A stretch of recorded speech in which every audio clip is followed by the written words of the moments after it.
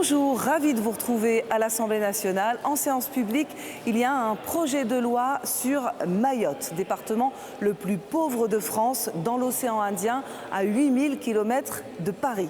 Alors le texte prévoit près de 4 milliards d'euros pour accélérer la reconstruction de l'archipel 6 mois après le passage du cyclone Chido. Le volet le plus débattu en séance concerne l'immigration régulière, avec 2 points centraux, la centralisation des reconnaissances de paternité et des peines durcies pour reconnaissance frauduleuse de paternité. La séance est ouverte. L'article 4 du projet de loi répond à une urgence souvent tue, mais bien connue des autorités locales à Mayotte, celle de reconnaissance frauduleuse de paternité, devenue au fil des années un véritable fléau. Dans un territoire soumis à une pression migratoire massive, ces reconnaissances servent trop souvent à contourner le droit des étrangers, notamment en facilitant l'accès au séjour ou à des prestations sociales. Cette instrumentalisation du droit civil mine la confiance dans nos institutions, alimente les tensions locales et renforce le sentiment d'injustice chez les citoyens mahorais. Face à ces dérives, il est impératif de doter les services d'état civil les moyens juridiques clairs et efficaces. C'est précisément ce que propose l'article 4, en adaptant les délais de sursis à l'enregistrement des reconnaissances d'enfants nés à Mayotte. Ce texte prévoit que ce sursis ne pourra excéder 2 mois, renouvelable une fois par décision motivée. Lorsque l'enquête implique les démarches à l'étranger, ce délai est porté à 3 mois, également renouvelable une fois. Cette modulation permet d'apporter une réponse rapide dans les cas simples, tout en donnant aux autorités le temps nécessaire pour vérifier les situations suspectes, en particulier les reconnaissances de convenance. En mettant un terme aux enregistrements trop précipités et insuffisamment vérifiés, cet article participe à la lutte contre les fraudes documentaires et à la restauration de l'autorité de l'État. Il constitue une mesure de protection essentielle pour la société mahoraise et pour l'intégrité de notre droit. Je vous remercie. Nous en venons aux amendements de suppression à l'article 164. Madame Nosbé. Oui, merci, Monsieur le Président. Donc, le RN nous fait une déclaration d'amour aux Mahorais. Ils aiment les Mahorais, mais votent contre la suppression du séjour territorialisé, qui est réclamé pourtant par les Mahorais. Donc voilà, il y a un amour d'une sincérité un peu douteuse. Donc par cet amendement, nous sommes contre l'allongement de la durée du sursis à l'enregistrement d'une reconnaissance de paternité ou de maternité en cas de suspicion de fraude à Mayotte. En effet, le droit actuel prévoit que dans le cas où le procureur décide de surseoir à l'enregistrement d'une reconnaissance, il dispose d'1 mois renouvelable, une fois, pour faire procéder à une enquête destinée à confirmer ou à infirmer le caractère frauduleux de la reconnaissance. Et le présent article propose donc de doubler la durée du sursis prévu. Or, retarder l'établissement de la filiation en doublant cette durée donc retarde également pour l'enfant l'accès à un ensemble de droits. Et l'UNICEF s'inquiète particulièrement de l'impact du présent projet de loi sur les droits de l'enfant et estime, je cite, que le texte de loi se concentre, s'agissant des enfants, sur des dispositions répressives ou liées à la lutte contre l'immigration. Et c'est bien là l'obsession migratoire du gouvernement qui motive cette nouvelle mesure d'exception, comme le souligne par exemple l'étude d'impact qui évoque l'importance des naissances des mères étrangères. De plus, il y a un rapport sénatorial concernant ces enquêtes qui dit que le procureur de la République de Mamoudzou a rappelé que le manque de temps pour conduire ces enquêtes est dû au manque d'effectifs policiers et judiciaires, dont nous opposons évidemment.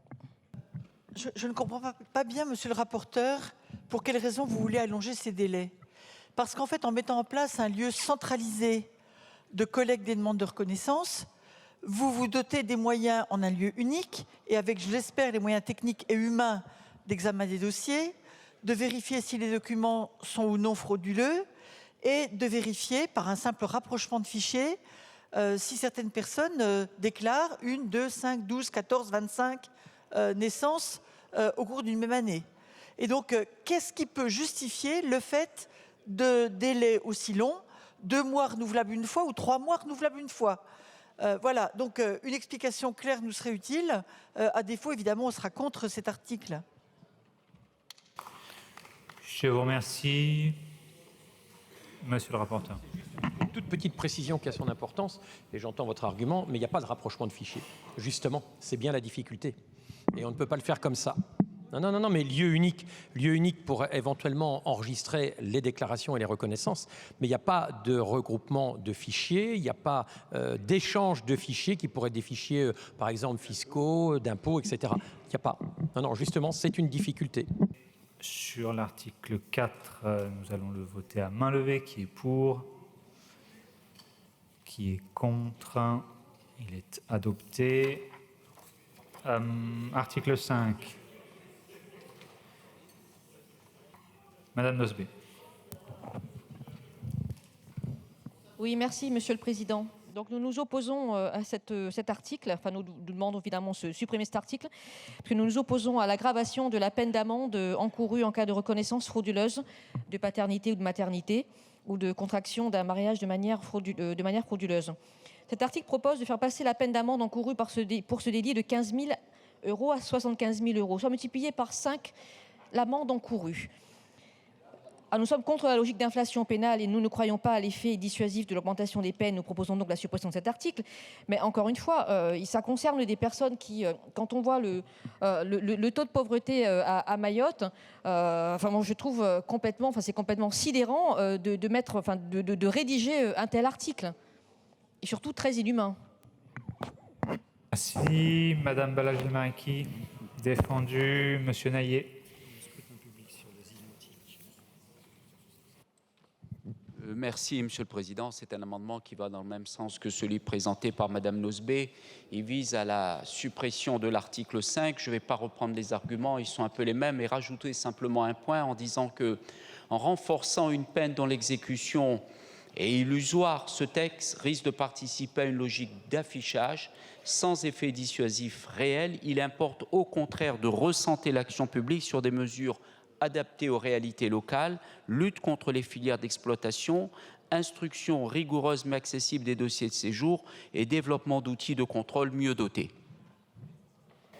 Je vous remercie. Je vous annonce que sur cet amendement 165 et les identiques, je suis saisi d'une demande de scrutin public qui est annoncée dans l'enceinte de l'Assemblée nationale. Madame Faucillon. Défendu. Monsieur le rapporteur. En fait, l'idée ici est d'aligner l'infraction et la peine qui en découle pour faux et usage de faux. Donc on a une forme de parallélisme. Et dans tous les cas, évidemment, ça ne fait pas obstacle à la personnalisation des peines. Donc les craintes que vous exprimez sur une inflation des montants est en réalité plus théorique que réelle. Et il appartiendra aux tribunaux d'apprécier au cas par cas, comme ils le font actuellement, du bien fondé ou pas, d'aller au maximum ou pas. Donc avis défavorable. Même avis. D'où l'avis défavorable. C'est un scrutin public. Le scrutin est ouvert. Le scrutin est clos.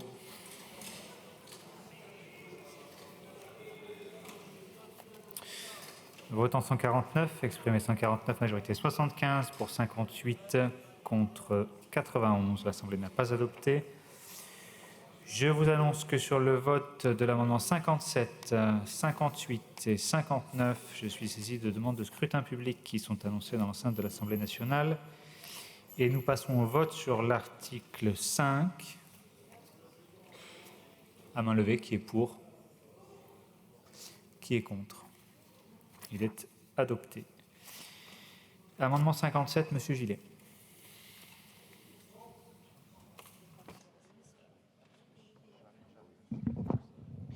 Oui, Monsieur le Président, l'amendement que nous vous présentons vise à renforcer l'arsenal répressif à l'encontre des reconnaissances frauduleuses d'enfants en durcissant la durée maximale de la peine d'emprisonnement, aujourd'hui fixée à 5 ans. Parce que, nous l'avons dit et redit, Mayotte constitue un territoire particulièrement touché par ce phénomène. Selon des données transmises par la préfecture, le nombre de reconnaissances de paternité y a connu une augmentation de 13% entre 2019 et 2023, passant de 7 348 à 8 328 reconnaissances. En 2022, les reconnaissances frauduleuses de paternité représentaient même 20% de la fraude détectée sur les documents français présentés à l'appui d'une demande de titre de séjour. séjour. Par ailleurs, les reconnaissances frauduleuses détectées représentent près de 7%, je le disais tout à l'heure, du total des reconnaissances à Mayotte, ce qui témoigne d'un phénomène ancré et très préoccupant. Cette hausse est étroitement liée au contexte migratoire spécifique de ce département. En effet, plus de la moitié des déclarants y sont de nationalité étrangère, dont 52% de nationalité comorienne. Il y a donc lieu d'adopter cet amendement et de renforcer l'arsenal répressif. Je vous remercie. Vous ne souhaitez pas défendre les suivants en même temps? Monsieur le rapporteur. Oui, comme je le disais, Monsieur Gillet, chers collègues, tout à l'heure, il y a quelques instants, l'idée c'est d'aligner les peines sur le faux et usage de faux. Alors on l'a vu pour le montant des amendes et pour les peines d'emprisonnement, c'est 5 ans. Donc pour les mêmes raisons de parallélisme, je vous propose d'en rester à 5 ans, donc un avis défavorable ou demande de retrait. Double avis défavorable. C'est un scrutin public. Le scrutin est ouvert.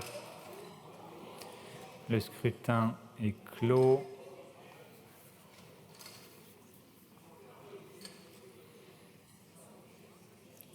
Votant 160, exprimé 158, majorité 80 pour 53 contre 105. L'Assemblée n'a pas adopté.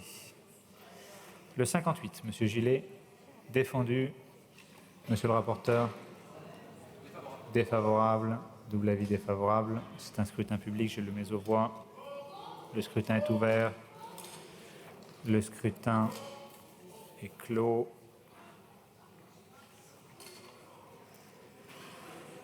Pour 49 contre 108, l'Assemblée n'a pas adopté. Le 59, Monsieur Gillet. Merci, Monsieur le Président. Là, le Rassemblement national vous propose un amendement de bon sens et je suis convaincu qu'il sera largement adopté. Pourquoi ? Parce que le présent amendement vise à renforcer la réponse pénale à l'encontre notamment des auteurs de reconnaissance frauduleuse d'enfants en prévoyant le prononcé obligatoire d'une peine complémentaire d'interdiction du territoire français. Les détournements des dispositifs d'établissement de la filiation ont des effets concrets. Ils saturent les services publics, engorgent les dispositifs sociaux et déstabilisent des territoires déjà sous forte pression migratoire comme Mayotte. Et quand on est en France et qu'on ne respecte pas les lois de la République, on a vocation à repartir. Je vous remercie, Monsieur le rapporteur. Écoutez, une fois de plus, vous devriez être satisfait. En tout cas, votre amendement est satisfait, à défaut de l'être vous-même. On a déjà une interdiction du territoire qui est rendue possible comme peine complémentaire. Et la rendre automatique serait inconstitutionnel. C'est le principe, lui, constitutionnel de la personnalisation des peines. Et je ne peux pas croire que vous vouliez violer la Constitution. Merci, Monsieur le rapporteur. Au fil de la séance, les députés vont adopter diverses mesures pour mieux lutter contre l'immigration irrégulière dans l'archipel français, venue notamment des Comores. Ils vont notamment restreindre les conditions pour obtenir un titre de séjour. Les débats sont vifs, l'hémicycle divisé. Monsieur Nilo. Ouais, merci, Monsieur le Président. Monsieur Gillet a de la suite dans les idées, on dirait que c'est une obsession. Et vous parlez d'amendement du Rassemblement national, mais votre amendement, il relève de la division nationale. Parce que vous voulez rendre les peines plus lourdes, que la main de la justice soit plus lourde à Mayotte qu'ailleurs. C'est ce qui ressort en substance de votre amendement. Toujours un pouvoir dérogatoire au détriment des Mahorais, au détriment de ce qu'on appelle les ultramarins d'une manière générale. C'est une idée fixe chez vous et c'est pourquoi, chez nous, votre vision coloniale ne passera jamais.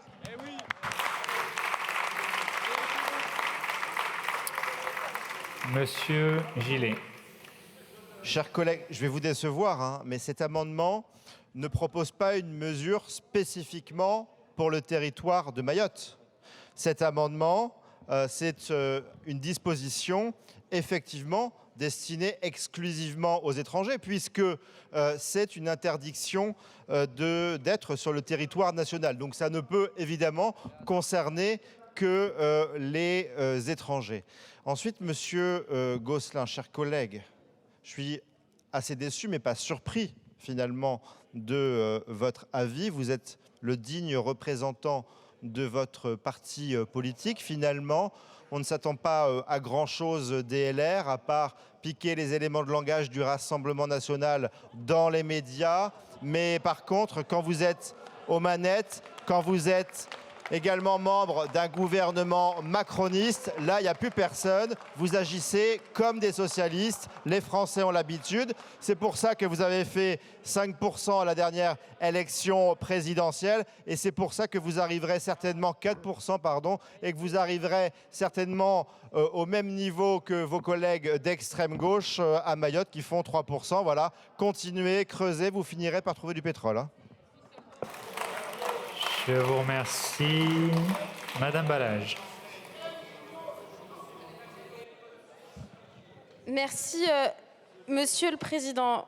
Alors, je crois que Monsieur Gillet oublie qu'une grande partie de ces reconnaissances frauduleuses proviennent de personnes françaises, de nationalité française. Et pour ces personnes, vous ne proposez pas des peines complémentaires. Je vais vous en proposer. L'inéligibilité, par exemple, de ces personnes qui abîment peut-être la question de la nation. Alors, il y en a qui auraient proposé la déchéance de nationalité, mais je ne vais pas jusque-là. En tout cas, soit vous allez au bout de votre démarche et l'intérêt que vous défendez, c'est celui de l'enfant, soit en réalité, vous êtes toujours en train de proposer des amendements qui vont encore réduire le droit des personnes étrangères, même en situation régulière à Mayotte. C'est cela votre vision et vous ne vous intéressez pas aux intérêts de l'enfant que vous prétendez défendre. Je vous remercie. Nous allons passer au vote sur cet amendement 59. C'est un double avis défavorable. C'est un scrutin public. Merci de bien vouloir regagner vos places. Le scrutin est ouvert. Le scrutin est clos.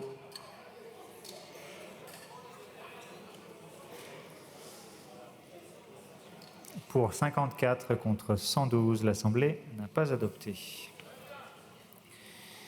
Article 6. Amendement de suppression numéro 308, Madame Youssoufa. Merci, Monsieur le Président. Alors cet amendement vise à supprimer l'aide au retour à Mayotte.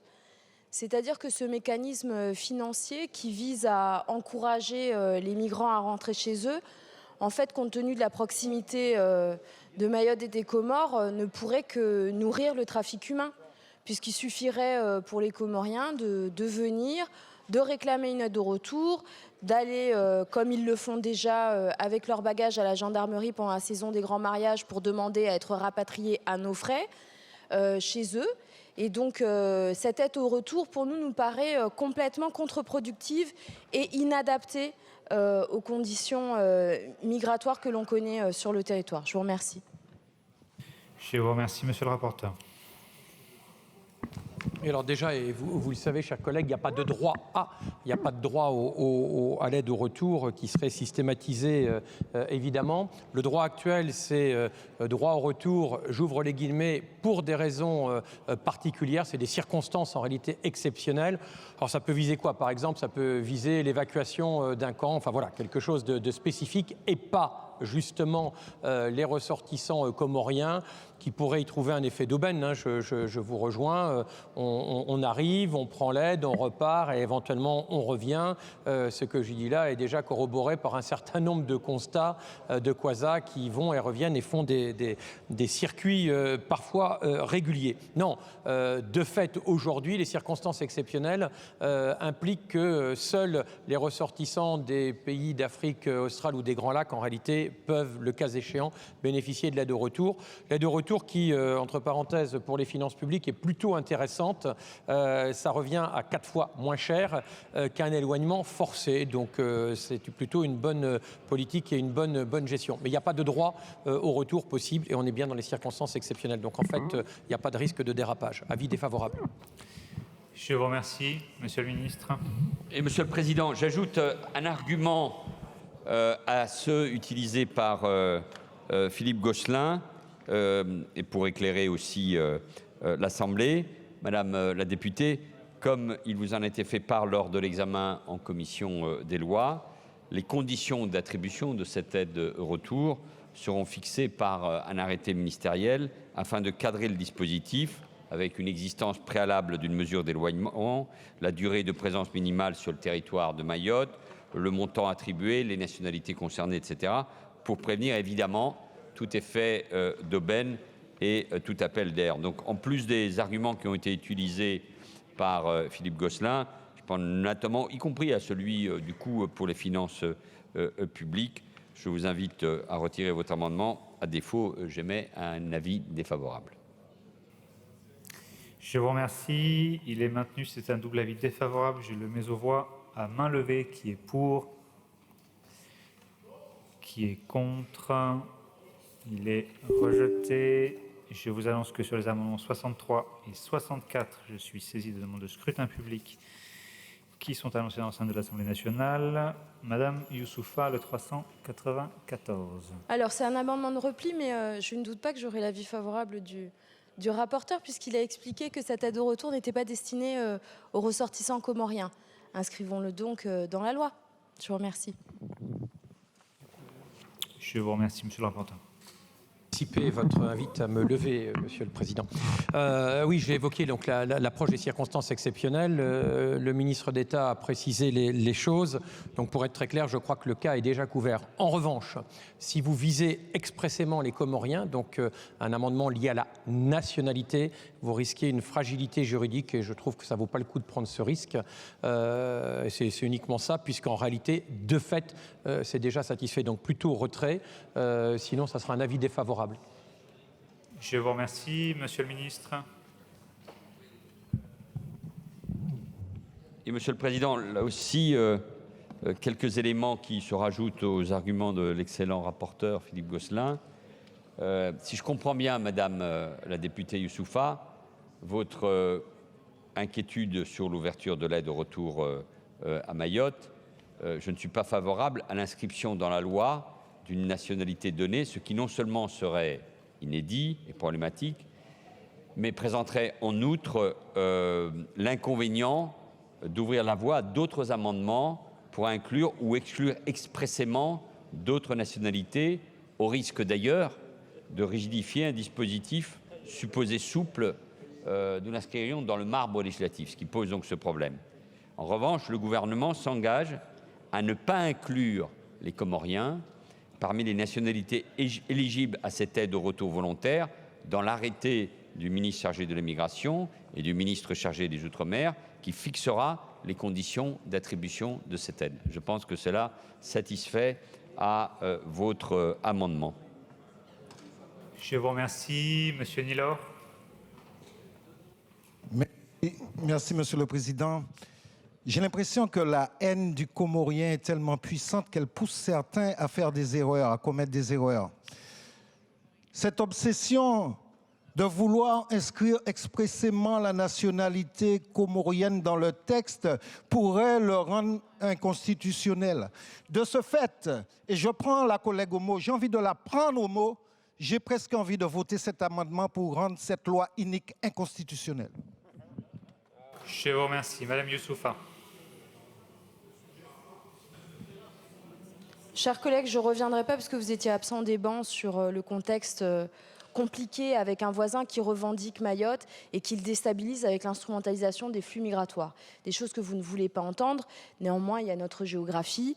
On est à 60 km d'Anjouan, institué l'aide au retour avec un État qui non seulement se gave des aides qu'envoie Paris, mais en plus institutionnalise le trafic humain. Si vous voulez, je pense qu'il faut arrêter de continuer à nourrir cette machine où on envoie les gens à la mort dans le lagon, parce qu'en plus vous le dénoncez, mais vous n'avez pas la cohérence d'aller au bout de ce que vous dites régulièrement. Néanmoins, je prends bonne note, monsieur le ministre d'État, de votre engagement, et sur cet engagement, je retire mon amendement puisqu'il est satisfait. Je vous remercie. Je vous remercie. Amendement donc retiré. Le numéro 63, monsieur Gillet. Oui, merci, Monsieur le Président. On parle là d'aide au retour volontaire, mais également d'aide à l'insertion économique. Et ce sont des choses bien différentes. Alors pour l'aide au retour volontaire, ma foi, pourquoi pas, oui. C'est une aide qui peut être susceptible de renforcer le taux d'exécution des mesures d'éloignement, autrement dit du retour au pays. C'est une mesure qui peut inciter au départ volontaire et qui permet de désengorger aussi les procédures et les centres de rétention. Mais l'aide à l'insertion économique, à notre sens, doit être supprimée. C'est une aide bien trop coûteuse qui constitue un avantage excessif, parfois certes couverte d'ailleurs financièrement par Frontex, mais toujours sur fonds publics. C'est un dispositif qui est bien trop généreux et nous pensons qu'il ne faut pas que cette aide puisse exister. Elle s'adresse à des personnes, il faut le rappeler, sous OQTF. Et je veux en profiter, Monsieur le Président, pour défendre le 64 parce qu'on est sur le même sujet. Dans cet amendement suivant que l'on vous présente, eh bien, par contre, nous souhaitons encadrer l'octroi de l'aide au retour et à l'insertion en précisant qu'elles ne peuvent être attribuées qu'une seule fois à un même ressortissant étranger, parce que sinon c'est un peu trop facile, et c'est ce qui se passe d'ailleurs aujourd'hui à Mayotte. On voit bien des Comoriens qui sont raccompagnés dans leur pays d'origine et qui, dès le lendemain, sont de retour. C'est ce qu'on voit également dans d'autres territoires ultramarins. Moi, j'ai eu l'occasion aussi de le voir en Guyane, où l'on voit certains ressortissants même frapper à la porte de la police aux frontières ou du CRA quand ils ont besoin de faire un petit voyage gratuit pour revenir après les fêtes de Noël, par exemple. Donc c'est une réalité. Il faut pouvoir encadrer davantage ces dispositifs. Je vous remercie. Monsieur le rapporteur.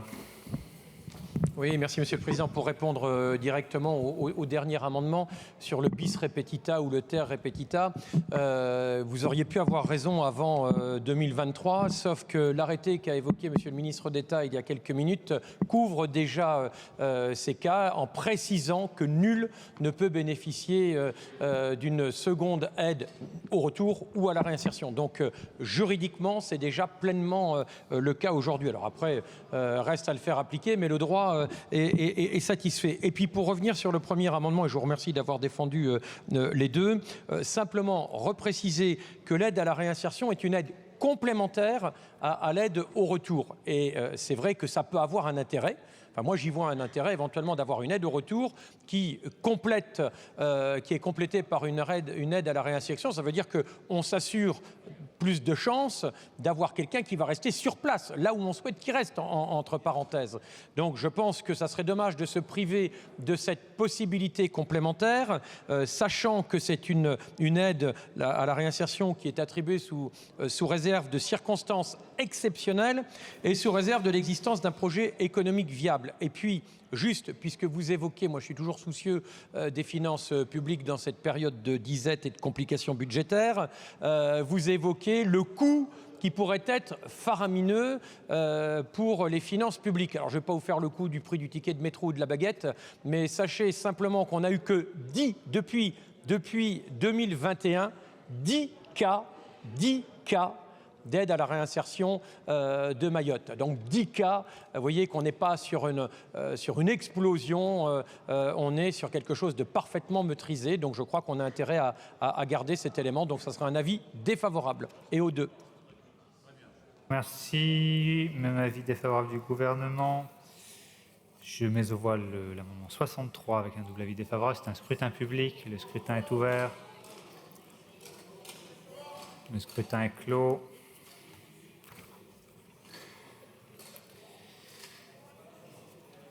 Pour 46 contre 115, l'Assemblée n'a pas adopté. Pour la présentation du 307, Madame Youssoufa. Défendu. Monsieur le rapporteur. Défavorable. Je le mets aux voix. À main levée, qui est pour, qui est contre. Il n'est pas adopté. Le 176 de Madame Igné. Oui, merci Monsieur le Président. Donc effectivement, l'article 6 prévoit d'étendre l'aide au retour à Mayotte, mais seulement dans des circonstances exceptionnelles. Cette aide au retour, elle est donc insuffisante et sera dictée en fait uniquement par les priorités gouvernementales. Or, dans son rapport sur le projet de loi, la défenseure des droits regrette le choix fait de limiter le dispositif aux seules circonstances exceptionnelles et estime que ce choix conduit non seulement à restreindre fortement la portée du dispositif, qui n'a de fait pas vocation à s'appliquer à l'ensemble des étrangers faisant l'objet d'une mesure d'éloignement à Mayotte, et pourrait ainsi engendrer entre nationalités des différences de traitement qui sont injustifiées. Alors nous, en réalité, nous souhaitons étendre totalement l'aide au retour à Mayotte, mais notre amendement a été jugé irrecevable. Donc ici, à minima, nous souhaitons prévoir un avis du défenseur des droits sur la contribution d'attribution de l'aide au retour pour les personnes étrangères présentes à Mayotte, pour aussi prendre en compte les besoins des personnes qui sont concernées. Je vous remercie, monsieur le rapporteur. Écoutez, moi je respecte le défenseur des droits, c'est une autorité administrative indépendante. On a des personnalités diverses qui ont occupé le poste, mais je crois qu'il ne faut pas non plus, ça ne fait pas partie de leurs compétences, leur donner des attributions d'avis à tour de bras. Je crois qu'on va emboliser le système et surtout on va le complexifier. Et je pense que si on veut avoir un défenseur qui reste au-dessus de la mêlée et avec des avis qu'on peut ne pas partager systématiquement, il doit rester indépendant et, si j'ose dire, pas nécessairement les mains dans cette forme de cambouis. Donc, un avis défavorable. Je vous remercie. Double avis défavorable. Je mets au voix main levée. Qui est pour? Qui est contre? Il n'est pas adopté. Sur le 64, nous avons déjà eu le débat. Il y a un double avis défavorable. C'est un scrutin public. Le scrutin est ouvert. Le scrutin est clos.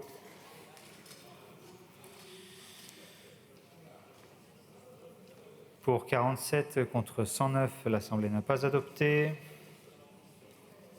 Je mets au voix l'article 6 à main levée. Qui est pour?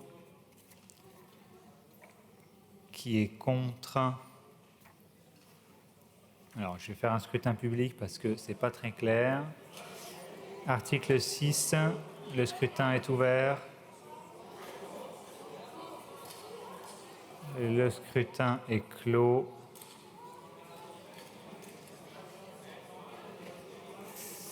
Pour 64 contre 31, l'Assemblée a adopté.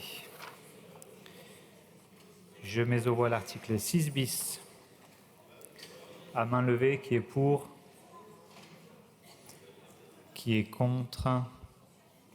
Il est adopté. Au cœur des discussions, il y a l'article 7. Il met en place des unités familiales pour des familles avec un mineur en vue de leur éloignement. Alors cet article avait été supprimé en commission.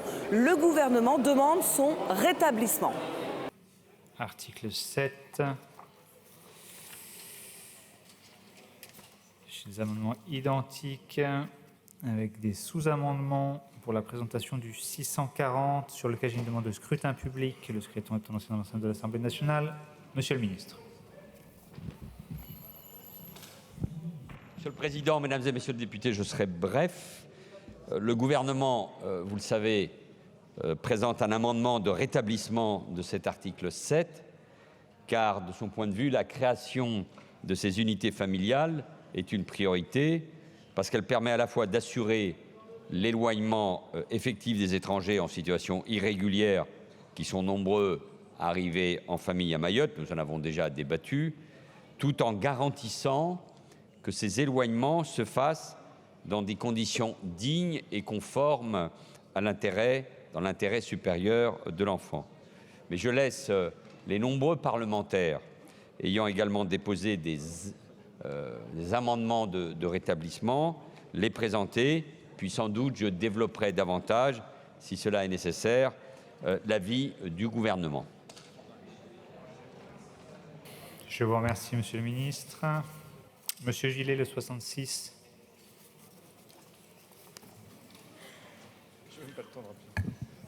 Oui, merci, monsieur le président. Un amendement pour rétablir effectivement l'article 7 qui avait été supprimé en commission. Il faut rappeler que cet article 7 avait pour objectif, entre autres, de lutter contre l'immigration irrégulière qui concourt, on le sait, notamment à Mayotte, au désordre public. Rappelez que cet article 7 permet le placement d'un étranger accompagné d'un mineur dans une unité familiale de rétention. Rappelez également que dans 14 États membres et en Norvège, les MNA peuvent être placés en rétention en attendant l'exécution de la décision d'éloignement, que c'est une mesure finalement de bon sens parce que si vous ne pouvez pas placer dans un lieu de rétention un enfant, alors même que ses parents ont vocation à être reconduits dans le pays d'origine, bien finalement, vous ne pouvez tout simplement pas reconduire à la frontière les parents, évidemment, parce que j'entends déjà la petite musique de la gauche. Tout cela se fait avec humanité, avec respect des droits humains, avec respect des droits de l'enfant. Si vous prenez par exemple le centre de rétention à Mayotte, les enfants sont très bien traités. Le personnel du CRA en prend soin, les lieux sont agréables et sont adaptés évidemment à l'enfant. Et encore une fois, on ne parle là que d'une rétention de quelques heures dans l'attente du bateau ou de l'avion pour reconduire à la frontière. Je vous remercie. Monsieur Marlex. Le 276. Merci, Monsieur le Président. C'est un amendement de rétablissement d'article 7 supprimé en commission. Si on veut reconduire effectivement des étrangers en situation régulière qui risquent de se soustraire à l'autorité et qui ont des enfants, alors qu'on s'interdit de placer des enfants en CRA, eh bien, il faut bien créer des structures d'accueil adaptées aux familles, tenant compte de l'intérêt supérieur de l'enfant. C'est le sens de ces lieux d'accueil que propose de rétablir cet article 7. Merci, Madame Youssoufa. Merci, Monsieur le Président. Effectivement, on l'a évoqué à plusieurs reprises sur la question des mineurs à Mayotte et des mineurs étrangers. On ne peut pas défendre les droits de l'enfant et en fait, par une absence dans le droit, empêcher que ces enfants soient raccompagnés lorsque leurs parents sont expulsés. C'est contraire à l'intérêt même de l'enfant. Pardon, mais en fait, je suis allée et beaucoup d'entre vous ont visité le CRA à Mayotte. Il y a des salles qui sont réservées pour les familles. Le CRA de Mayotte est un des plus modernes, des plus récents, donc il est dans un état impeccable. Pardon, mais ce n'est pas celui que vous connaissez dans l'Hexagone. Hein. Allez-y, et puis vous pourrez témoigner. Moi, j'y suis allée, il y en a d'autres ici qui y sont allés. Ce sont des lieux qui sont aménagés spécifiquement pour les familles, pour que l'enfant n'ait pas le sentiment d'enfermement. C'est fait expressément pour ça, et c'est autorisé par le droit international comme le droit européen. Donc en fait, à un moment, bien sûr que si. Donc en fait, à un moment, il faut qu'on soit en cohérence.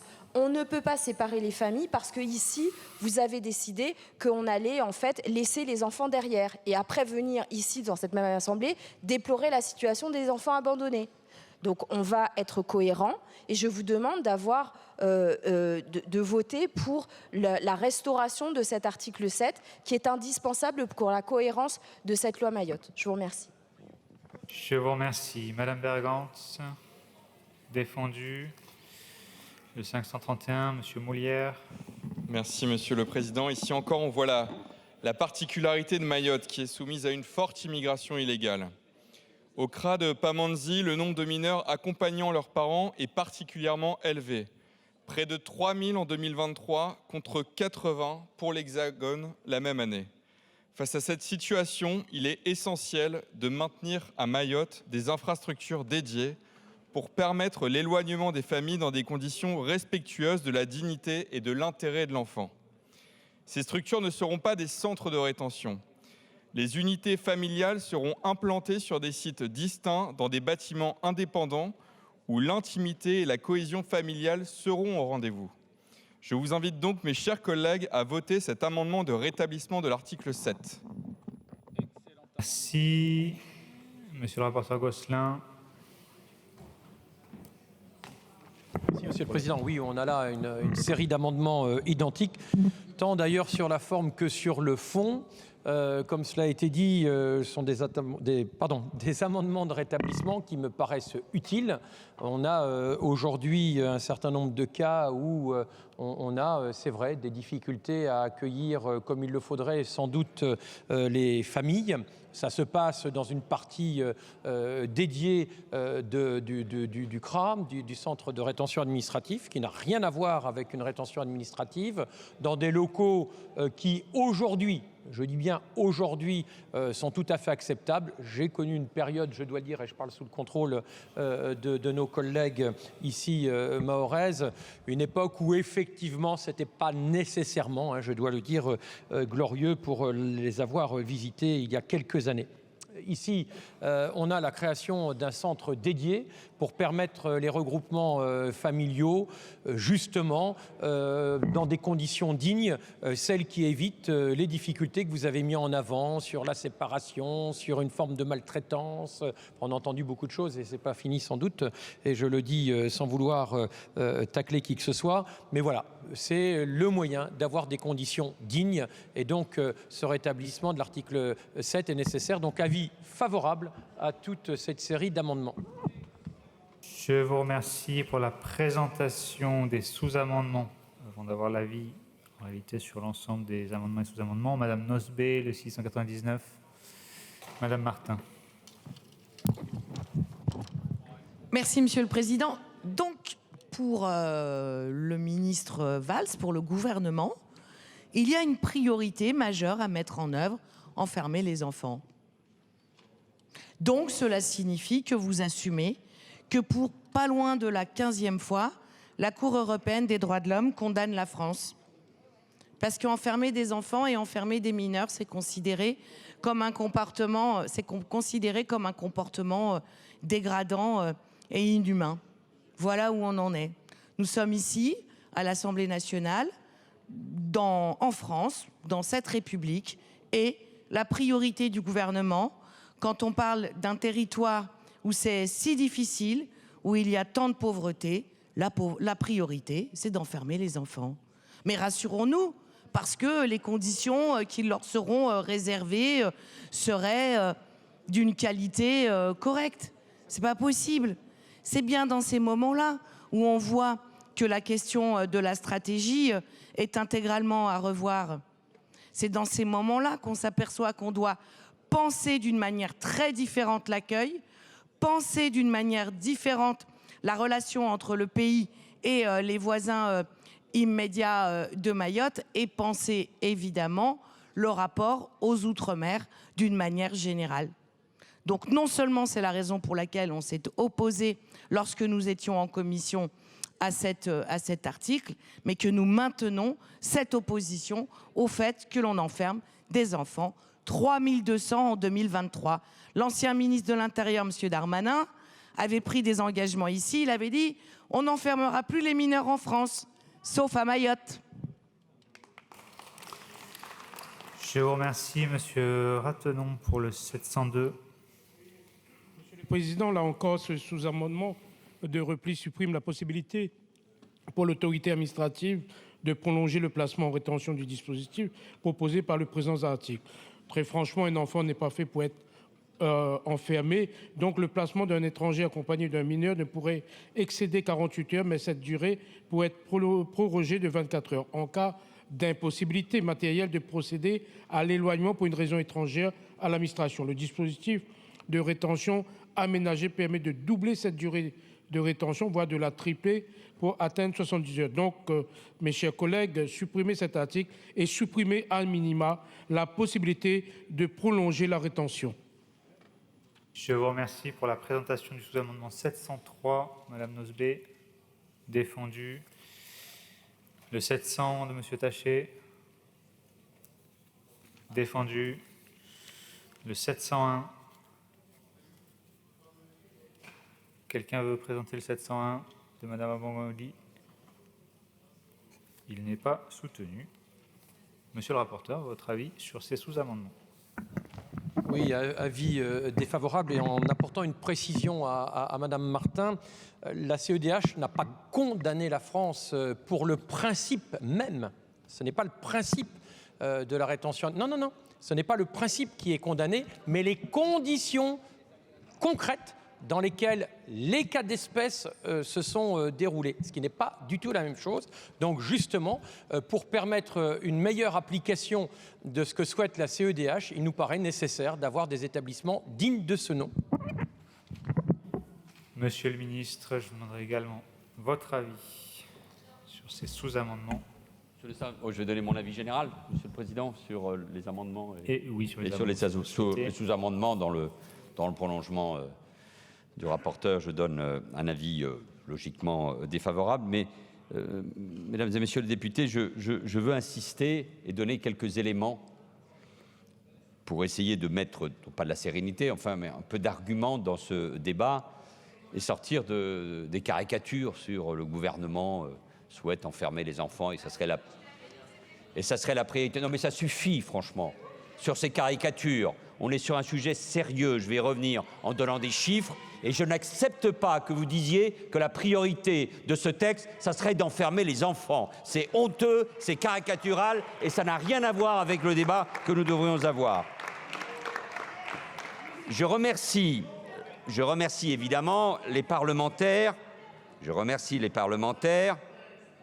Mais, chère Madame la députée, si vous utilisez des arguments caricatureux, souffrez qu'on vous réponde avec des arguments et avec aussi un peu d'indignation, si on veut mettre un peu de sérénité dans ce débat. Le gouvernement remercie évidemment les parlementaires qui souhaitent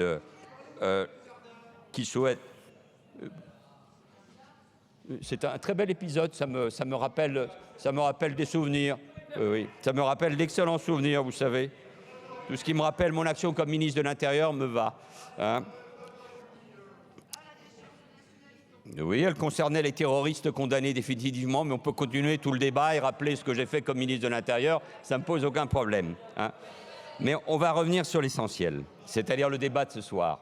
Le gouvernement remercie donc les parlementaires qui ont déposé des amendements de rétablissement de cet article qui sont indispensables pour l'effectivité de la politique d'éloignement à Mayotte, comme pour l'entrée en vigueur, ça a été rappelé, de la suppression du placement en rétention des mineurs, mesure forte, ça a été dit aussi, portée par Gérald Darmanin lors de l'examen de la loi du 26 janvier 2004. Cette interdiction de placer des mineurs en rétention administrative est effective donc depuis l'entrée en vigueur de cette loi sur l'ensemble du territoire. Ça ne souffre pas de discussion. L'objet même de cet article est justement de créer les conditions permettant la bonne mise en œuvre de l'interdiction du placement des mineurs en centre de rétention administrative sur le territoire de Mayotte, tout en assurant une lutte efficace contre l'immigration irrégulière qui affecte le territoire mahorais. Et c'est là que je veux sortir des caricatures en donnant des éléments concrets. La composition spécifique, c'est pour ça qu'il y a cette proposition, des flux migratoires vers Mayotte, majoritairement familiales, justifie donc une adaptation de la loi. Le nombre de mineurs accompagnant leurs parents est particulièrement élevé au centre de rétention administrative de Pamandzi. Il avoisine chaque année, je veux éclairer l'Assemblée nationale à travers ces chiffres, les 3000 depuis 2019, avec 2900 mineurs accompagnant en 2023, contre 87 en 2023, la même année, pour l'ensemble de la France hexagonale cette même année. Je veux dire, il y a une réalité qui est différente. Et donc, je demande vraiment aux parlementaires de saisir la différence sur la question des mineurs entre la situation nationale, celle de l'Hexagone, si vous voulez, et celle de Mayotte. Ces chiffres prouvent que nous devons donc continuer de disposer à Mayotte d'infrastructures spécifiques permettant d'éloigner les familles. Pour autant, et je veux insister là aussi sur ce point, ces infrastructures seront en effet d'une toute autre nature que les centres de rétention administrative. Comme vous l'indiquez, ces unités familiales seront des bâtiments indépendants des CRA, c'est-à-dire sur une emprise distincte où l'intimité de chaque famille sera préservée et avec des aménagements adaptés. Mais quand on traite de ces questions-là, en effet, il faut des structures différentes. Et cette garantie figure dans le texte même de l'article 7 que vos amendements proposent de rétablir. Et comme l'énonce l'étude d'impact qui a valeur juridique, le régime de surveillance y sera plus léger. Il n'y aura aucun policier à l'intérieur des emprises, pas de grillage, pas de barbelés, pas de haut-parleurs. Et de telles unités existent dans de nombreux pays européens, comme par exemple chez nos voisins belges.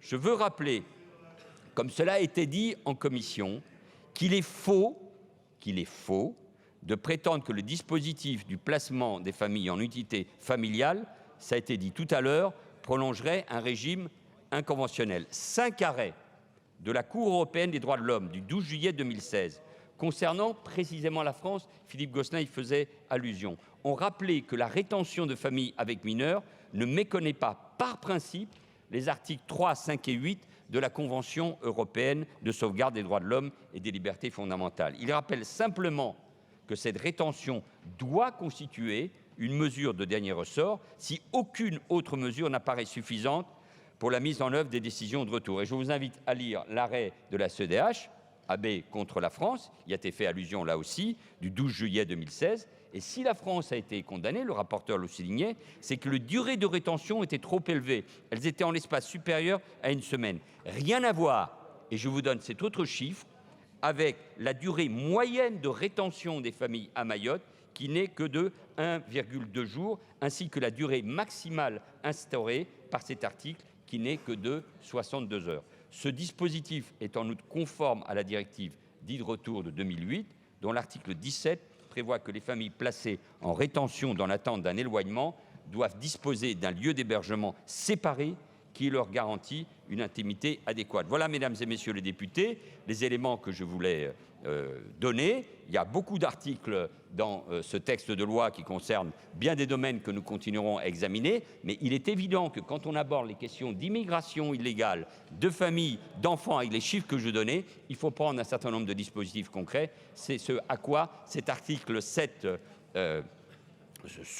prévoit, et c'est pour ça que je remercie encore une fois les parlementaires d'avoir déposé des amendements rétablissement un article qui me paraît indispensable, important, et y compris pour les familles et le droit des enfants. Je vous remercie. Alors j'ai 3 demandes de prise de parole. Madame Palage et Mike.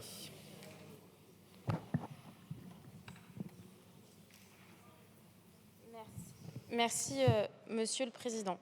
Alors, protéger les droits des enfants, les enfermants, c'est assez cocasse, Monsieur le Ministre. Moi, j'ai entendu un lieu agréable, un lieu d'accueil, une infrastructure dédiée, un lieu de regroupement familial. C'est bien la première fois que certains ici sont favorables au regroupement familial. En fait, on était à 2 doigts de nous expliquer que ces lieux d'enfermement, c'est Disneyland. Et c'est un lieu dédié où s'épanouiraient les enfants qui seraient enfermés avec leur famille. Écoutez-vous bien, vous faites un euphémisme pour, en réalité, décrire, encore une fois, un lieu de privation de liberté. C'est la raison pour laquelle, d'ailleurs, la contrôleure générale des lieux de privation de liberté ne s'y est pas trompée et a alerté très rapidement sur les conséquences d'une dégradation de ces lieux de rétention. Et alors, vous parliez tout à l'heure de la composition spécifique de la migration à Mayotte, cette composition familiale. Nous aurions pu prendre ce problème à bras-le-corps et se dire qu'il fallait plutôt avoir des politiques d'inclusion, des politiques d'accueil de ces parents qui font naître ici des enfants en France, dans le département de Mayotte. Mais non, on affleure tout juste la Convention européenne des droits de l'homme, jamais pour être mieux disant, mais plutôt pour essayer encore une fois de lutter contre une immigration, d'avoir des politiques qui n'ont jamais démontré leur efficacité, car plus de rétention n'a jamais empêché les personnes de traverser les frontières. Bien au contraire, ces personnes les traversaient toujours avec plus de difficultés. Et là, ce que nous allons faire, c'est envoyer un signal que les enfants à Mayotte, quand ils sont étrangers, eh bien, ils ne comptent pas. Je vous remercie. Madame Faucillon.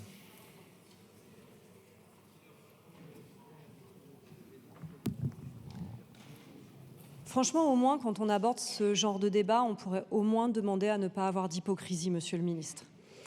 Ces débats sur la rétention des enfants, nous les menons depuis longtemps. Je suis parlementaire depuis 2017 et au moins depuis 2017, nous les avons vus au cours de plusieurs lois immigration. Et c'est à la faveur de très longues batailles, et pas simplement de parlementaires, mais aussi d'associations, que dans la loi de 2023-2024, il a été arraché l'interdiction d'enfermement, de rétention des mineurs. Et franchement, dans ce texte, il fallait vraiment y aller en termes de bataille pour permettre d'obtenir ce type de victoire.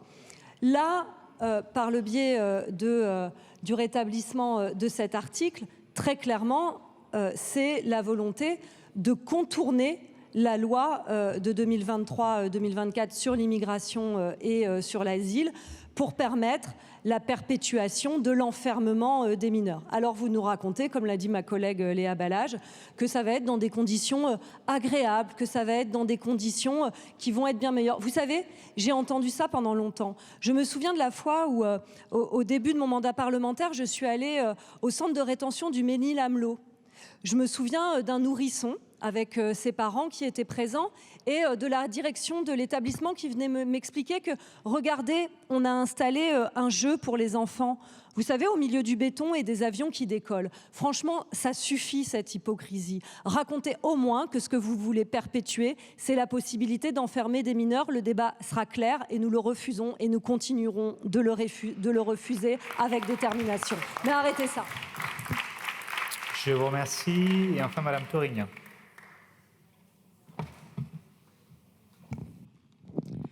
Merci, Monsieur le Président. Alors, Monsieur le Ministre, vous gardez un bon souvenir de votre précédent ministère de l'Intérieur. On peut pas en dire autant. Et moi, j'en garde un très mauvais souvenir, puisque à l'époque, j'étais professeure et j'étais présidente d'une association de soutien aux enfants de parents sans papier. Et voilà, le souvenir de Leonarda qu'évoquait mon collègue Bernalicis m'a beaucoup marqué. Alors, à cette époque-là, moi, je pensais, et j'y pense maintenant aussi, au moment où je vous parle, à ce poème de Prévert, La chasse à l'enfant. Comme l'a dit ma collègue Faucillon, on avait réussi dans la loi Asile-Immigration à reculer sur ce principe de l'enfermement à l'enfant, de la chasse à l'enfant. Et là, d'une manière contournée, nous y revenons. Vous essayez de nous faire passer les unités de famille comme des lieux accueillants avec des murs peints de couleurs, etc. Le principe est le même. Alors, vous nous avez dit aussi que nous manquions de sérieux, que nous caricaturions votre propos, mais non, en fait, nous sommes tout à fait sérieux. Je vais vous citer l'UNICEF. Est-ce que, Monsieur le Ministre, pour vous, l'UNICEF, est-ce que c'est une institution, un organisme sérieux? L'UNICEF, vous avez l'air de ne pas entendre, donc je vous le répète. Alors voilà ce que dit l'UNICEF. Elle alerte sur la création prévue d'unités familiales qui, sous couvert d'alternatives, ne font que perpétuer une logique d'enfermement des familles avec enfants, alors que la fin de l'enfermement administratif des enfants était initialement prévue en 2027. Donc c'est l'UNICEF là qui dit ça, c'est pas une organisation de gauchistes, de même que la CEDH. Je suis désolée, mais mais oui, mais pour l'extrême droite, l'UNICEF, c'est effectivement des gauchistes, de même que le contrôleur général des lieux de privation de liberté, etc. C'est le droit international. Donc le droit international, vous le piétinez, on le sait, ça ne vous arrange pas. Mais nous, nous le défendons et nous sommes dans le camp de l'humanisme. Je vous remercie. Nous allons passer au vote. D'abord sur les sous-amendements. À main levée, le 699, il y a un double avis défavorable. Qui est pour? Qui est contre? Il n'est pas adopté. Le 702, double avis défavorable. Qui est pour? Qui est contre? Il n'est pas adopté. Le 703, même avis, même vote. Le 700, même avis, même vote. Le 701 n'a pas été soutenu et nous passons au vote sur les amendements identiques. C'est un scrutin public. Double avis favorable. Le scrutin est ouvert. Le scrutin est clos.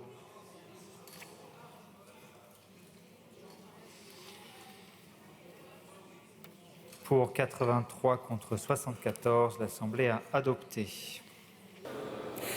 Et cet article 7, article de la discorde, sera adopté avec le soutien du gouvernement et des groupes de la coalition présidentielle des Républicains et du Rassemblement national. Dans la foulée, l'Assemblée nationale a restauré un autre article qui donne la possibilité de retirer un titre de séjour à des parents de mineurs étrangers qui représentent une menace pour l'ordre public. Et nous en venons donc à l'amendement 641 du gouvernement, Monsieur le ministre. Merci, Monsieur le Président. Mesdames et Messieurs les députés, l'amendement vise à rétablir l'article 8 qui permet de sanctionner l'étranger majeur qui, en raison de sa soustraction à ses obligations légales, a compromis la santé, la sécurité, la moralité et l'éducation du mineur dont il est responsable et qui présente ainsi une menace pour l'ordre public. De nombreux parlementaires ont également déposé des amendements de rétablissement identiques, mais vous pouvez continuer, ça fait du bruit, ça fait de l'animation, mais je continuerai à déposer mes éléments et mes arguments. Je les laisse là encore les présenter dans le cadre du débat et je développerai davantage, si nécessaire, en donnant la position du gouvernement. D'ailleurs, en passant, parce que comme ça, à cette heure de la nuit, ça permet de rappeler des arguments, je rappellerai qu'il y en a pas très longtemps, y compris sur les bancs de la gauche, quand on parle des conditions des sans-papiers et notamment des écoles, qui saluaient ce qu'on a appelé la circulaire Valls et qui pleuraient même son remplacement par une autre circulaire. Donc soyez cohérents quand vous parlez de ce que j'ai fait quand j'étais ministre de l'Intérieur.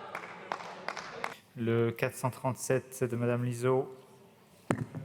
Merci, Monsieur le Président. Par cet amendement, le groupe Ensemble pour la République souhaite réintroduire le retrait du titre de séjour des parents d'enfants constituant une menace pour l'ordre public. En effet, en 5 ans, entre 2019 et 2024, la part de mineurs étrangers condamnés à Mayotte sur l'ensemble des mineurs condamnés a augmenté de 110%.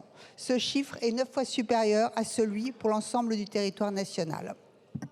Je vous remercie, Monsieur Moulière, pour la présentation du 532. Merci, Monsieur le Président. Le phénomène de la délinquance des mineurs que nous pouvons connaître dans l'Hexagone est décuplé à Mayotte. Les parents ne doivent pas se soustraire à leurs obligations légales et morales vis-à-vis de leurs enfants. Quand l'autorité parentale fait défaut, il faut sévir. Je vous invite à voter le rétablissement de cet article qui permettra de retirer un titre de séjour à un parent dont l'enfant constitue une menace pour l'ordre public. Je vous remercie. Je vous remercie, Monsieur Gosselin, pour la présentation du 573. Défendu, merci, Monsieur le rapporteur. Nous en venons au sous-amendement de Monsieur Gillet. Le 7, si vous pouvez les présenter tous, ce sera parfait. Oui, Monsieur le Président, rapidement pour les sous-amendements. Le 708 vise à renforcer en fait, le dispositif pour répondre de manière plus ferme au phénomène. Il est ainsi proposé de substituer au caractère facultatif du retrait de titre la règle selon laquelle ce retrait est prononcé dès lors que les conditions sont réunies. Pour le 710, vous le considérerez comme défendu. Le 709, il est proposé de supprimer l'exigence d'un lien de causalité directe entre les manquements du parent et la menace causée par le comportement du mineur. Sur le 711, l'amendement vise également à supprimer la phase d'avertissement préalable. C'est un délai inutile dans le contexte où les troubles à l'ordre public appellent des réponses rapide et voilà, l'ensemble des amendements permettent en réalité d'accentuer la fermeté de cette mesure. Je vous remercie.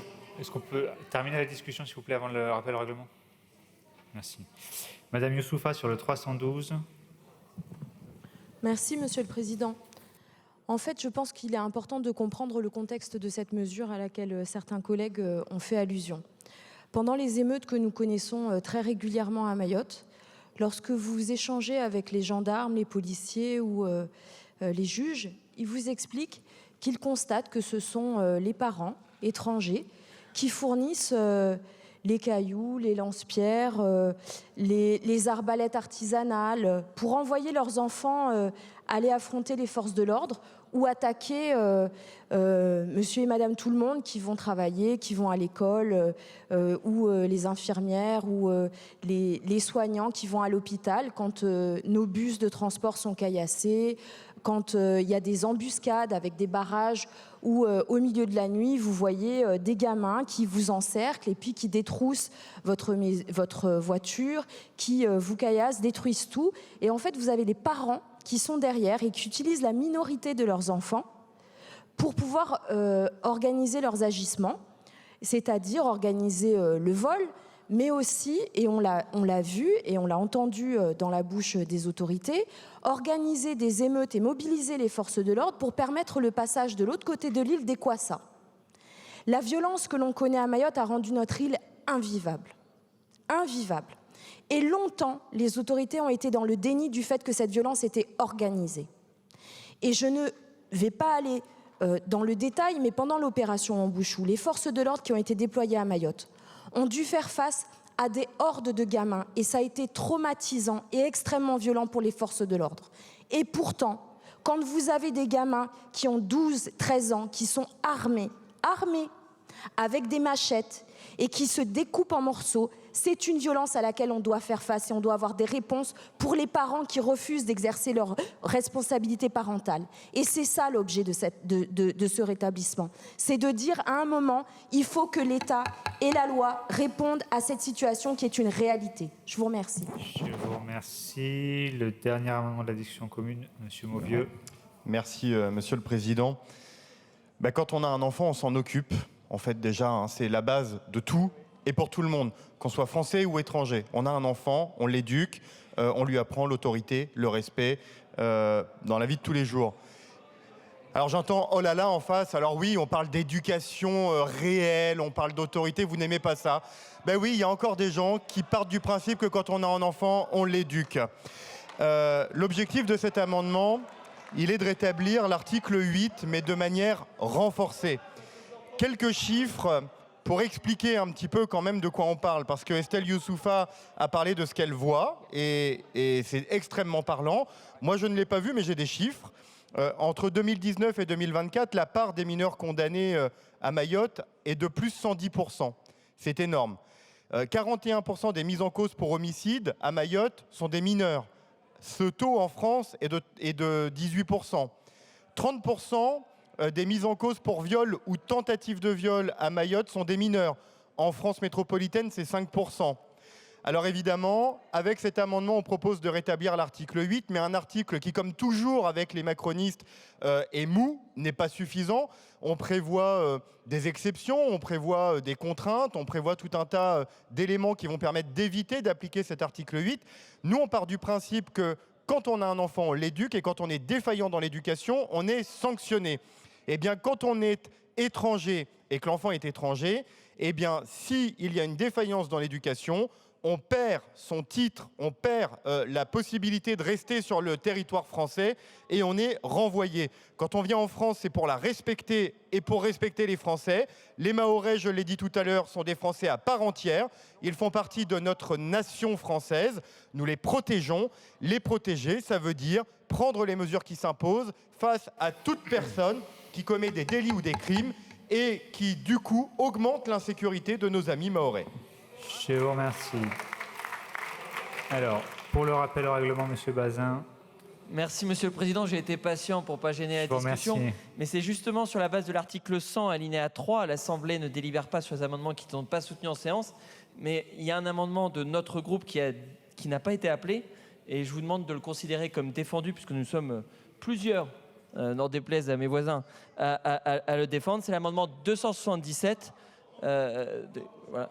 Et donc, si vous pouvez le considérer, il est identique au 641. Je l'ai appelé, M. Bazin, personne n'a répondu. Je suis appelé 3 fois. M. Marlex n'était pas en séance. Je me suis adressé à votre groupe. Je n'ai eu aucune réaction. Mais il est considéré, il n'est pas été retiré. Vous inquiétez pas. Il est considéré comme défendu. Il sera soumis au vote. Voilà. Monsieur le rapporteur, votre avis sur l'ensemble de ces amendements et sous-amendements? Bon, il y a un vrai sujet, là aussi, on va être factuel, il y a un vrai sujet à Mayotte d'insécurité, avec de nombreux cas, les chiffres ont été cités, je crois que personne ne peut les contester, de nombreux cas où des mineurs sont en cause. Alors, j'entends bien que la part des mineurs dans la population est largement supérieure à d'autres situations dans d'autres départements, et je veux bien admettre un effet, on va dire, mécanique. Mais la relativisation s'arrêtera là. On a, de façon indéniable, effectivement, avec des différents actes qui ont été rappelés, de caillassage, de machettes, de menaces, de vols divers et variés, etc., une implication qui est assez importante. Je crois qu'il faut pouvoir tenter de mettre fin à cela, en tout cas de réduire de façon significative. Ça suppose d'avoir aussi des instruments juridiques, des procédures qui permettent de poursuivre cet objectif. C'est l'objet des amendements de rétablissement. Alors formellement, c'est un avis négatif puisqu'il y a eu suppression en commission des lois, mais à titre personnel, évidemment, c'est un avis favorable, avec une petite difficulté pour un amendement de Monsieur Gillet qui supprime dans votre amendement, chers collègues, vous supprimez les garanties de fond et les garanties de procédure. Alors là, ça me pose un vrai problème, parce que c'est une sanction administrative. C'est une sanction administrative et il y a une jurisprudence quand même constante qui rappelle, c'est pas accessoire, les droits de la défense. Et les droits de la défense, c'est quand même la capacité d'avoir une procédure contradictoire. Et c'est un principe. Non, c'est pas du pipeau, les droits de la défense. Non, ça me paraît pas du pipeau.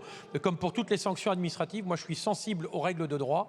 On peut être ferme tout en étant dans le respect du droit et ça me paraît bien la première des conditions. Donc avis défavorable pour votre amendement et à titre personnel et avis favorable pour les autres. Excusez-moi, monsieur le rapporteur, il y a plusieurs sous-amendements, donc c'est un avis défavorable sur l'ensemble des sous-amendements. Et avis défavorable sur les sous-amendements. D'accord. Et le 67 défavorable et le 312 défavorable. Je vous remercie. Monsieur le ministre, même avis.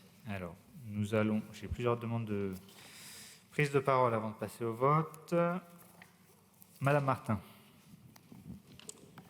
Merci beaucoup, Monsieur le Président. Donc, après avoir considérablement compliqué l'accès au séjour et au titre de séjour, après avoir fait de la rétention des mineurs une priorité, comme nous l'a dit tout à l'heure Monsieur le ministre, maintenant, on va retirer les papiers des familles dont les enfants commettraient un certain nombre de délits. Mais il y a quand même quelque chose qui ne fonctionne pas dans cette affaire-là. Parce qu'à aucun moment, on se pose la question de savoir pourquoi nous serions confrontés à de tels phénomènes comme vous les avez décrits. Où est, par exemple, l'aide sociale à l'enfance? Où sont, par exemple, les éducateurs spécialisés? Mayotte, vous ne cessez de nous le dire, c'est la France. Alors pourquoi les enfants auraient moins de droits? Pourquoi ne seraient-ils pas à l'école toute la journée? Et d'ailleurs, lorsqu'ils veulent partir de Mayotte pour faire des études, pourquoi en serait-il empêché? Vous savez, ça me fait vraiment penser à la réforme du code pénal des mineurs qui était souhaitée par M. Attal. Mais je ne veux en rien déranger votre ronron, mais je vous signale tout de même que le Conseil constitutionnel a sanctionné un certain nombre des articles. Pourquoi?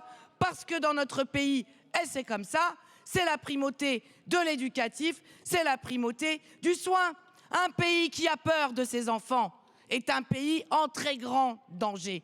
Et vous ne faites qu'accentuer ce danger. Je vous remercie, Madame Bala-Gilmariki. Merci, Monsieur le Président.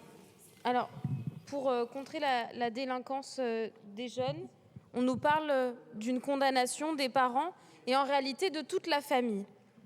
Que vont devenir les frères et sœurs de ces jeunes délinquants, condamnés?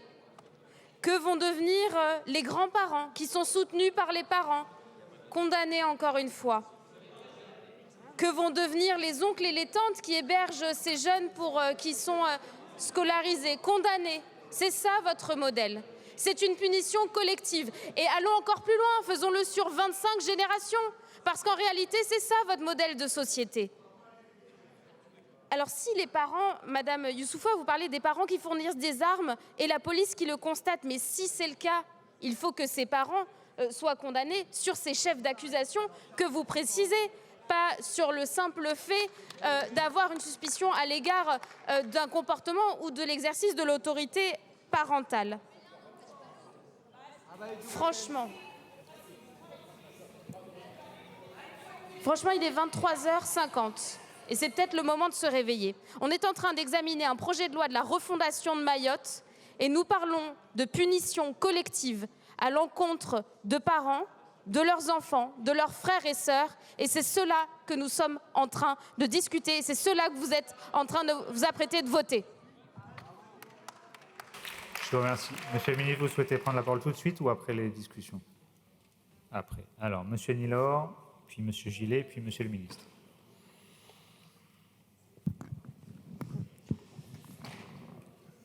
Très franchement, je suis député depuis 2012. Depuis 2012, je n'ai jamais vu des amendements d'une telle bassesse au sein de cet hémicycle. Alors les amendements sont déjà condamnables, on va les voter ou on ne va pas les voter, mais l'avis du rapporteur est pour moi aussi choquant. Parce que je dis au rapporteur Gosselin que j'avais cru déceler en lui un peu d'humanité, même embryonnaire. Aujourd'hui, là, tout cet édifice s'écroule. Pourquoi?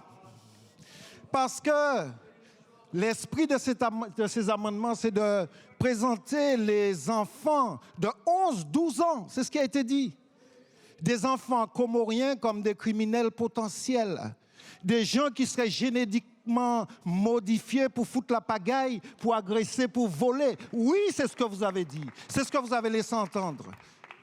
Mais si c'est précisément votre politique de fermeture, votre politique qui privilégie la répression, l'expulsion, l'exclusion, plutôt que l'éducation et l'accompagnement social et éducationnel qui crée ce genre de conditions. Et tant que vous allez vous enfermer dans votre logique, vous allez faire accroître la délinquance juvénile. C'est une conséquence fatale de vos bêtises et de vos errements. En revanche, mettre l'accent sur l'éducation, mettre l'accent sur l'accompagnement des familles, accompagner les familles à mieux s'insérer, à mieux s'intégrer, ce qui est aux antipodes de la philosophie de votre texte. C'est ça qu'il faut faire si on veut un jour définitivement et sérieusement mettre fin à cette délinquance juvénile. Ce que vous faites va causer exactement le contraire, malheureusement vous. Je vous remercie. Monsieur Gillet. Merci, Monsieur le Président. C'est insupportable d'entendre de pareils propos. Vous trouvez, collègues d'extrême gauche, toutes les excuses à la délinquance. C'est insupportable. Les parents sont-ils responsables des faits commis par leurs enfants? La réponse est évidemment oui.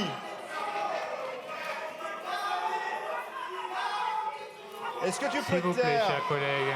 Est-ce que tu peux te taire? Non. Personne ne s'interpelle. S'il vous plaît. Chers collègues, Monsieur Léaumont, s'il vous plaît.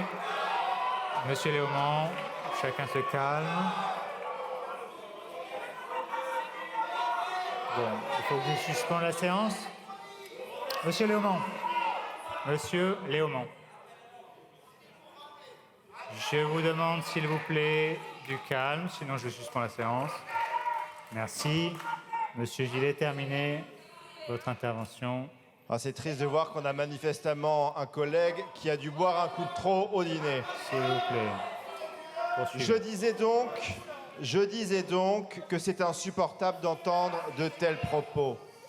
Parce que dans beaucoup de pays dans le monde, chers collègues, quand un mineur étranger se comporte mal, eh bien, on demande à la personne et aux parents y compris de quitter le territoire et c'est bien normal. Parce que quand on est dans un pays étranger, encore plus, eh bien, on respecte les lois du pays qui nous accueille. Donc c'est du bon sens. Votre réaction, finalement, elle est assez similaire avec la mesure que l'on propose par ailleurs pour les familles françaises, quand on propose de supprimer les allocations aux parents d'enfants délinquants. Vous avez exactement la même réaction, finalement, parce que vous n'acceptez pas l'autorité. Mais vous en êtes bien triste. Les Français, eux, ils réclament de la fermeté et les Mahorais sont très largement favorables à cette mesure et ils en ont marre. Les chiffres, mon collègue Mauvieux vous les a déjà donnés. La délinquance des mineurs, c'est un véritable fléau et quand les mineurs sont étrangers, il est normal que le mineur et sa famille quittent le territoire national. Merci, Monsieur le Ministre, pour conclure cette belle discussion. Absolument. Merci, Monsieur le Président. Je voulais uniquement rappeler que le législateur peut, sans méconnaître l'article 1er de la Constitution, ni le principe d'égalité devant la loi, adapter, pour les raisons qui ont été expliquées tout à l'heure, sur la réalité de la délinquance et de la part des mineurs, adapter les règles relatives à l'entrée et au séjour des étrangers à Mayotte afin de lutter contre l'immigration irrégulière, qui se traduit, c'est ainsi à Mayotte, par un nombre élevé d'enfants nés de parents étrangers. Le Conseil d'État l'a confirmé. Et par le dispositif que nous voulons rétablir, le gouvernement met l'accent sur les responsabilités des détenteurs de l'autorité parentale en ce qu'ils constituent par leur manquement la cause du comportement menaçant l'ordre public du mineur. Enfin, en cas d'échec, je vais y revenir, de la période probatoire, l'efficacité de la mesure est renforcée par la possibilité de procéder à l'éloignement des étrangers, détenteurs de l'autorité parentale et par voie de conséquence des mineurs sous la responsabilité qui menace l'ordre public. Voilà. Ça, c'est le cœur, c'est le fond de cet article. S'il n'y avait que ça dans le projet de loi, je pourrais comprendre un certain nombre d'émotions, et notamment celle de M. Nilor. Mais je voudrais rappeler, et nous allons l'évoquer, qu'il y a évidemment la convergence sociale, et que notamment l'école va être la grande priorité, et que d'ailleurs, il y a un accueil pour tous les enfants à Mayotte, qui parfois pose d'autres débats et d'autres questionnements, et que pour ce qui concerne le premier degré, je veux dire à M. Nilor, parce qu'il ne l'a peut-être pas lu, l'objectif de construction d'écoles d'ici à 2030, c'est 111 écoles assez salles. Vous allez me trouver un autre territoire. Mais pourquoi vous criez? Pourquoi vous êtes obligé d'interrompre? Pourquoi vous êtes obligé de faire du bruit en permanence quand je vous donne? Mais je vous donne un certain nombre d'arguments, tout simplement. Donc, je vais continuer jusqu'au bout. L'objectif de... Pourquoi, Madame la députée, vous voulez m'interrompre? Parce que vous ne voulez pas entendre ce que je vais vous dire. L'objectif de construction, ça ne sera le cas dans aucun autre territoire. C'est d'ici 2030, 111 écoles à 16 classes. 111 écoles, que ça rentre dans votre esprit, 111 écoles à 16 classes. Vous pouvez crier tout ce que vous voulez, mais ça sera ça le bilan. Et c'est l'honneur de ce gouvernement et de la majorité de l'hémicycle de voter. C'est l'honneur de ce gouvernement, de ses rapporteurs. Et Monsieur Nilor, je n'accepte pas les mots que vous avez utilisés à l'égard de Monsieur Gosselin. Donc chacun ici, dans cet hémicycle, reconnaît l'action, l'humanisme, et il se bat autant que vous pour la France et les valeurs de la République. Je vous remercie. Nous allons passer au vote sur les sous-amendements. Sur le 708, c'est un scrutin public. Merci de bien vouloir regagner vos places. Le scrutin est ouvert. Double avis défavorable. Le scrutin est ouvert. Le scrutin est clos. Pour 60 contre 97, l'Assemblée n'a pas adopté. Le 710 est à main levée. Qui est pour? Qui est contre? Il n'est pas adopté. Le 709 à main levée, qui est pour, qui est contre. Il n'est pas adopté. Voilà pour ces extraits du débat sur le projet de loi Mayotte qui donne 4 milliards d'euros en 6 ans pour refonder l'archipel. Manuel Valls salue une ambition politique sans précédent. Prochain épisode, ce sera le vote et ce sera assis sur LCP, bien sûr. Ciao, ciao.